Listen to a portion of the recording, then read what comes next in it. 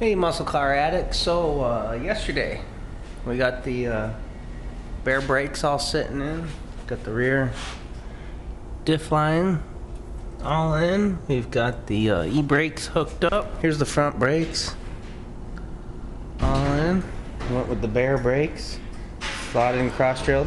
We got new lug nuts, half-inch lug nuts coming in that are about an inch longer than this for the wheels. So over here sits the wiper motor, which is in need of restoration. We'll get the kit to rebuild this, get that going on. Over here sits the hydro boost system, and as you can see, the master cylinder is starting to rust. I always made it a choice to go ahead and paint these kind of a cast color, so I'm gonna break this system apart and get some paint on this so it don't rust up.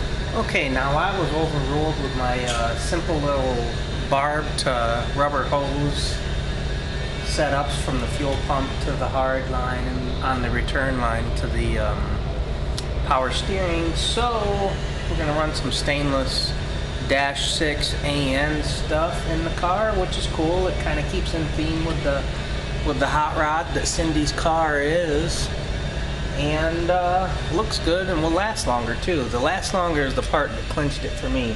So let's take a look at what we got going on. Over here we have the fuel line that I installed off the Holly fuel pump. Oops, just dropped a piece. And over here we have the hard line coming out of the car. I've gone ahead and cut off the barb end using just my simple little, because we're in tight clamp space, this little cutter, tubing cutter. So this ratcheting tubing cutter works out pretty good in tight areas like this. Takes a little longer. But like I said, where, especially like up under the car somewhere where you couldn't get your regular cutter to spin, it just does the job pretty nice.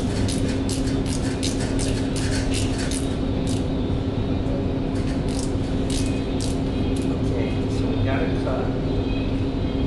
And we'll take our file, clean up the end, and keep dropping stuff. Now I'm going to go ahead and file up and clean up the ends, but I've got my sleeve and my nut on before I do my flare. Now this is a pretty important part to making a successful double flare, and that's to make the cut that's left by the tool nice and smooth with no burrs on it.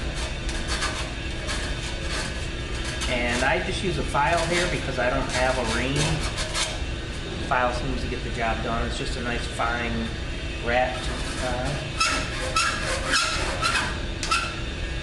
So we got all our burrs off. Because we're actually in the car itself, we've got the standard, everybody's seen them, double flaring tool. It makes it nice and easy that I'll be able to be over here in the car. What I do is I take my end, and that informs me as to how much of the line I need to have sticking out, which is right there. So I'll go ahead and get the fuel line clamped into place. Because we're doing a double flare in 3/8 line, it's pretty tough to do. So I like to grab the channel locks to make sure that we're biting right into that line. I don't want to go breaking the ears off from my thing, but you don't want to have fuel leaking out, so you want to do it right.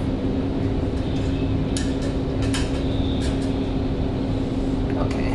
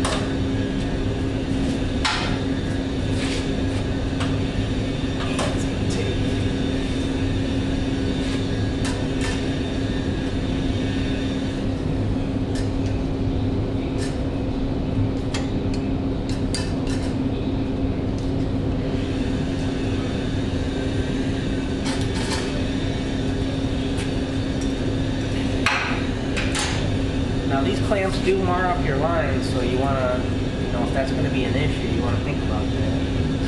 But right there we'll be ready to accept our AN fitting. So now it was asked of me, do I solder my connections? And to tell you the truth, I just do exactly what the directions here tell me to do. And so yes, the answer is I do solder. And let's see, we're up here on the wiper motor right now, and it's saying to solder our white connection where we have a double line. So basically our feed, our wire feed, wiper feed comes up as a double, so it comes in and then one comes out, and it's going to shoot from the motor to the wiper washer. And we're going to solder that. I just use my little butane torch, and I use electronic solder, which is basically just a really small gauge wire with lead in it, or resin in it.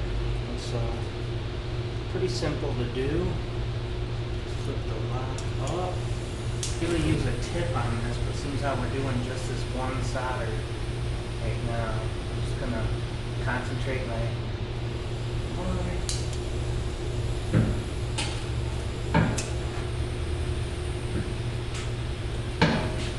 I'm just going to concentrate my flame down real low.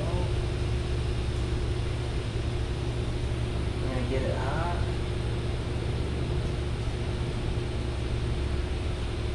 A little bit of solder in there.